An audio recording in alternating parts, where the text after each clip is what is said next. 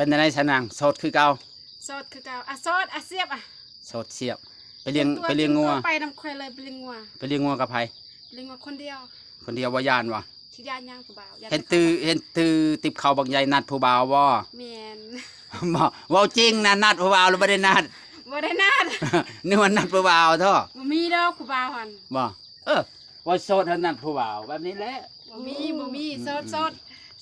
พาผู้บ่าวอยู่และอ้อยเป็นได้ TikTok เดี๋ยวนี้ลงชั่วมือบ่ลงคู่มือแต่บ่ซ้ำเนาะมื้อหน้าเฮาสิไปถ่ายคลิปไหนพ่อวันอาทิตย์นี่แหละก็ยังช้าวันอาทิตย์สิไปเนาะแม่นวันอาทิตย์เจอกันอยู่ซอยเด้อ FC ฝั่งไทยและทางลาวบ๊ายบายบ๊ายบาย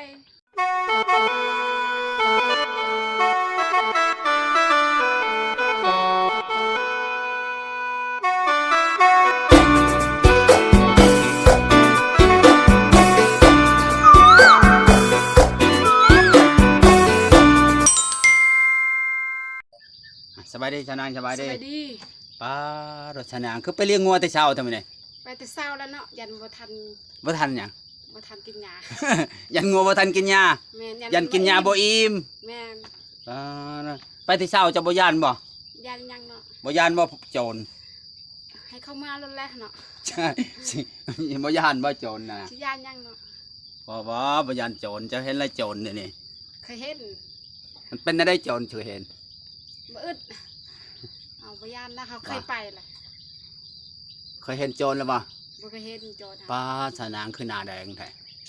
ใช้ครีมยังผู้บ่าวชื่อครีมฝากไปให้บ่บ่มีเราได้ยินแต่เราเว้าซื่อเราอยู่ไกลเนาะจังไรสิซื้อจังไรเนาะนางเนาะเราอยู่ไกลเราว่าปกติแล้วเนาะ10 เดือนเราก็เฮ็ดงานแล้วก็ตั้งใจเก็บเงินสิประมาณชาวนางว่ามันแม่นความจริงบ่รอรุ่นเบิ่งเนาะนางเนาะโดยถ้ามันจริงก็ดีเนาะนะแม่นยันเว้าแต่ปากบ่หัวคำบอกได้หมดทุกคนเนาะแม่นความเฮาเนาะแต่ว่ามันจริงหรือบ่จริงครับก็รอรุ่นเบิ่งเนาะแต่ว่าเขาว่าบ่ฮู้แล้วมันสิมันจริงแล้วบ่ฮู้แล้วเขาว่าสิ้นเดือนนี้นะเนาะสิ้นเดือนเขาว่าสิ้นเดือนนี้เนาะสิ้นเดือนสิ้นใจแน่ๆแม่นสิ้นเดือนว่าสิฝากเงินให้สิ้นเดือนสิฝากเงินให้เท่าใดซั่นน่ะ600,000600,000ก็พอใช้พอได้จิบจ่ายพอได้ซื้อกินก็พอโอ้ยขนาดเขาฝาก100,000ก็ยังดีใจนะขนาดมีคนฝากคอยให้20,000กีบเขายังดีใจเลยเจ้าจะ600,000หาเงินใช้มือหนึ่งได้600,000หาได้บ่หาบ่ได้แล้วหั่นก็ดีใจเลยก็บ่ต้องซื้อหยังบัดนั้นก็พอได้ชื่ออยู่ชื่อกินไปเลี้ยงงัวก็ดีแหละของกินอันใดแซ่บๆก็ชื่อกินใส่ปากให้สิตุยๆนะคือเนาะแหละให้มันกินของกินของแซ่บก็ไปเจออยู่กันเชโนแล้วว่าสิพากันไปซื้ออันนั้นซื้อหยังซื้อของกินซื้อของกินซื้อกุ้งทะเลแล้วก็ซื้อแล้วแต่เจ้ามากแล้วว่าเลือกเอาเลยสิซื้อให้เลยมันใจได้ผู้บ่าวหน่อยนะแล้วว่าสิ้นเดือนไปโทรหาแล้วเขาว่าจะกินยังก็อยากได้ยังก็บอกลูกเลยป้าผู้บ่าวนี่มั่นใจ100%แล้วแต่เจ้านี่ยังบ่ฮอด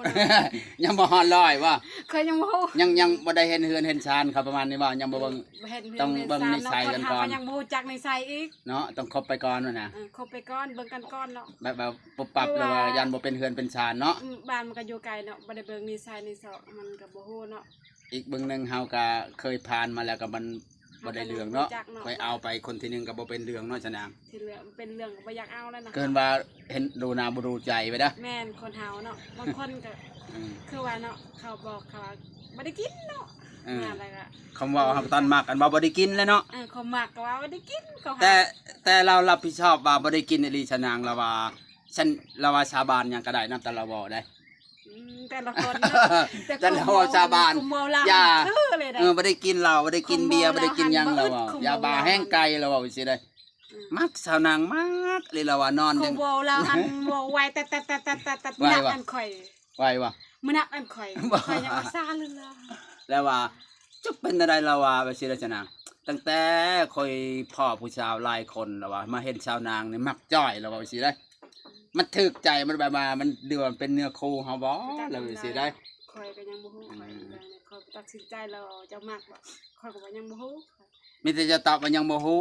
เบิ่งไปก่อนว่าสิว่าไปก่อนเฮาบ่เกินจักเราก็บ่มั่นใจเนาะเราบ่มั่นใจเจ้าแต่แล้วว่าเราสิตอบเราสิลงมา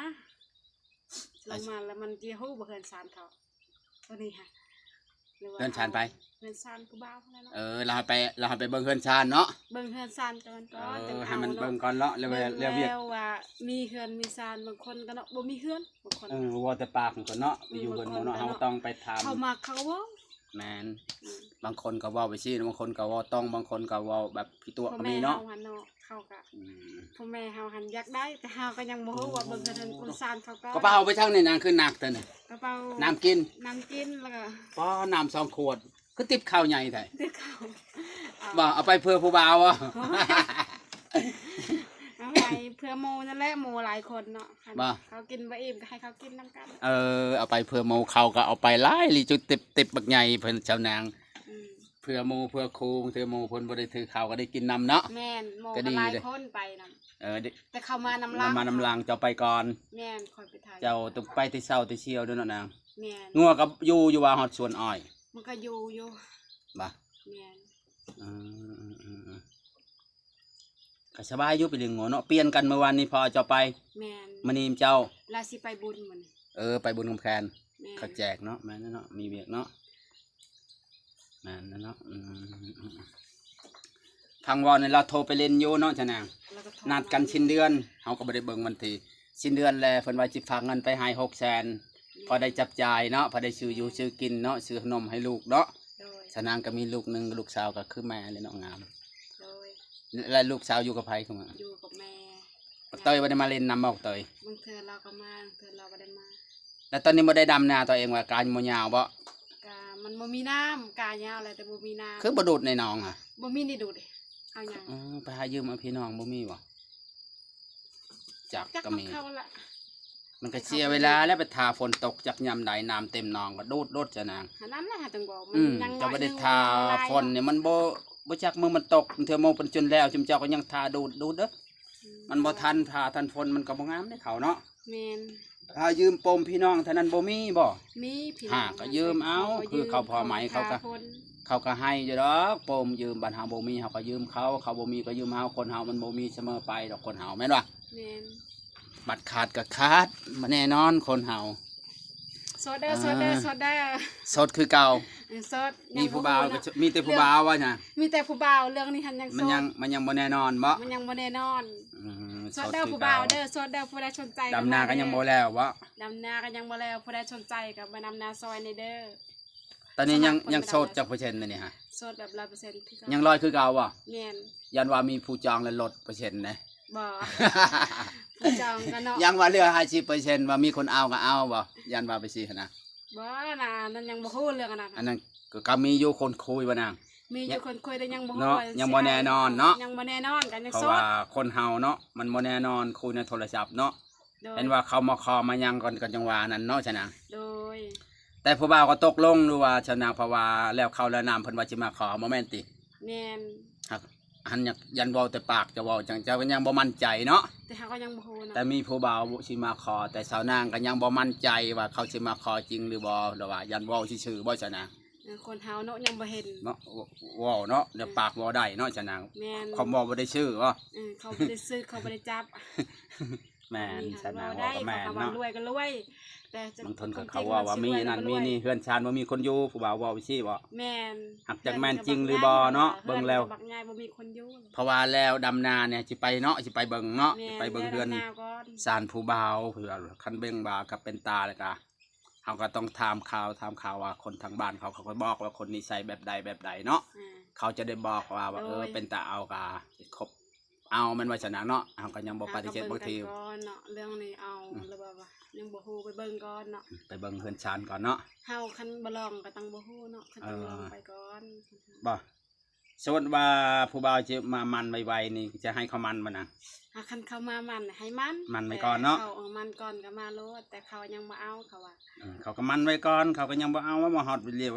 อย่างงานปีหน้าพุ่นแล้วเว้า แม่ ยามนี้มันจ่อเลยจนก็เข้าพรรษาแล้วนี่ อืม แม่นบ่ ประชาแล้วเราเอาบ่ได้ เข้าพรรษาแล้วก็แล้วเนี่ยไผเผาเอาก็เอาตอนนี้แล้วได้ แม่น อย่า เนาะ เอาแต่ ผู้ ข้า ใด ว อยาก จ้ะ มาก็มาเอาตอนนี้เด้อ ไวๆเลยเนาะ อืม เลยนี่ก็จะเอามือเพ่งนี่ก็เข้าพรรษาแล้วนี่เดือน8เลยเนี่ยเนาะ แ แม่น เข้าพรรษาแล้วกันแล้วได้เอาบ่ได้แล้วคุณแล้วออกพรรษาพุ่น3เดือนพุ่นบ่ได้ง่ายได้อ เรา ออกพร ว่าร ษา ยันคนอื่นเอาเราเลยสิมันเอา บ่ มันเน้นก้อนแต่คอยก็ว่าคอยยังบ่ฮู้เนาะเราว่า ไผ เจ้า เด้ มีผู้บ่าวหลาย สิ เราว่า เอา เจ้าหันมีผู้บ่าวหลาย ว่าเจ้ามีผู้บ่าวหลาย แม่น แล้วเจะมีหลายเลย คอยก็ยังบ่ฮู้เนาะ อ้าวบ่ฮู้จังได้ตัวเองมีผู้บ่าวหลายบ่เดี๋ยวนี้อะผู้บ่าวคุยเจ้าจะจีบเจ้าจะค้นเดี๋ยวนี้เข้ามาตอนนี้ หลายคนเลยเนาะในโทรศัพท์มันก็บ่ฮู้เนาะจะเอาไผล่ะ บ่ที่คนที่จริงใจหันเขาฮู้เขามีหยังเขาจะให้เฮาผู้ถ้าผู้บ่าวเขามักนี่คันเฮาบ่มีเงินมีทองก็เขาจะให้เขาเคยให้เจ้าบ่ บ่บางคน คุยแต่โทรศัพท์เพ้อ โทรศัพท์ เขาเงินบัตรเติมซื้อบัตรเติมเงินให้เขาอีกบางคนผู้บ่าวบางคนน่ะ เฮาบ่มี บ่มีเขาก็ขอบางคน มีแต่เฮาอะไรเขาแล้วเติมเงินให้เฮาเนาะ บ่เขาเติมให้อยู่บ่ มีเนาะ อืมก็เข้าบัตรก็พอได้อยู่แต่ขอเงินบ่ได้ว่าผู้บ่าวฮะ แม่น บ่คือผู้บ่าวคนนี้เนาะ คนนี้ ผู้บ่าวคนนี้เราทุ่มเททุกอย่างเลยใช่ไหมทุ่มเททั้งใจทั้งกายเลยเงินทองเรามีก็เราบอกให้ไปเอาเอง เราก็บ่มีเวลาเราก็มีเวียกมีงานของเราเนาะก็ปกติแล้วเนาะ แม่น หาเงินค่อยว่านี่ก็พอเอาอยู่คนเบิ่งกับ ก็พอเอาแต่ว่าเฮาก็ยังบ่ฮู้ เขาก็เป็นผู้ใหญ่ อืม เพราะว่าซุมื้อนี่วัยรุ่นซุมื้อเนาะแม่นยกเว้าดอก เอาไปก็บ่เป็นเฮือนดอกระเบิดคุมื้อนี่สิกินยากินหยังก็ทำชัดแจ้ง บางคนก็เป็นผู้ใหญ่กับบางคนก็มีได้ โอ้ยน้อยนักนะซุมื้อนี่เบิ่งรถคนหมดบ้านเฮาคือบ่เห็นไผเลย กระติกกระดำไปนะฮะ เท่าหัวงอกก็มี ขนาดเท่าก็ยังกินไปถือแต่พืชเขาเยอะเลยวัยรุ่น วัยรุ่นก็ยังกินเลยคน แห้งแล้วนะไปนั่น ยังบ่เป็นตา ไม่ได้กินยาไปกินกระท่อมอีกแห้งคักกระท่อมมันแห้งแพงไปหนาเนาะ อืมคนเฮาเราบ่ฮู้จิตใจ เบิ่งไปก่อนเรื่องอันนี้หั่นเนาะ เบิ่งไปก่อนเนาะคบไปก่อนเนาะฉะนั้นเพราะว่าจิตตกลงกันยังตกลงบ่ได้ แม่น คุยกันก่อนบอกไปเรื่อย โดย ๆคนเฮาก่อนจะเอากันก็ประมาณ โอ้บางคนฮอดปีก็มีได้ฉะนั้น แม่น 3-4 เดือนเพิ่นได้พอจะวัดใจเบิ่งว่า คนเฮาอันก่อนจะรู้จักใจกันก็บ่แม่นน้อยเนาะใช้เวลาแน่ ต้องใช้เวลาเจ็ดหยังเนาะฉะนั้นเอาปรับครบปุ๊บเอาปรับก็มันไปเป็นไปบ่ได้เนาะ เห็นแล้วเขาปะอะไรเนาะเอาปรับแล้วคุป ว่าง่ายๆคือตัวก่อนเนาะเอา แม่น เราครบพอได้เราจะเอาไวๆเอามาแล้วก็บ่เป็นเฮือน แล้วปะได้ เอาไว้กับปะไว้เนาะ แม่นอันนี้ได้ยินเรา อันนี้อยากเอาอีกแล้วได้ตัวก่อนจะเอาเมียอีกแล้ว เอาไผอีก มื้ออื่นนี่จะมารับผู้ไปรับผู้สาวอยู่จักอยู่ไสเฮาจำบ่ได้จะไปรับผู้สาวมาอีกแล้วโอ้ตัวก่อนนี่เอาปะ แล้วเนาะ สนางยังบ่ได้จักคนเลยตัวก่อนจะ10ปลายจะเข้า20คนแล้วเมียเอาปะอาทิตย์หนึงเจ้าอาทิตย์ อีสานแล้วดอก อาทิตย์หนึงปะอาทิตย์หนึง4-5มื้อปะแล้วเอาเมียโอ้ย เอาเป็นคือ สุ บ่ ดย เป็ อด นขน เนาะ มเลยเนาะ ค่ะได้แล้วเห็น คอยบ่อีสานดอกไปสานเอาปะ วันนี้ก็บ่มีหยังสิทำชาวนางไปเลี้ยงงัวเนาะชาวนางเนาะ สดเด้อไม่ได้ วันนี้ก็สิจบคลิปซ้ำนี้เด้อชาวนางเนาะบ่มีหยังสิทำชาวนางงัวแล้วก็ไปก่อนแล้วชาวนางเนาะ สด ไปแวะมาสวนบ๊ายบายชาวนาง บ๊ายบายสด จ เด้ บ อ ค ส ลิ ด ป เด้อ ซ้ำนี้เด้อชาวนางก็ไปเลี้ยงงัวคือเก่าพี่น้อง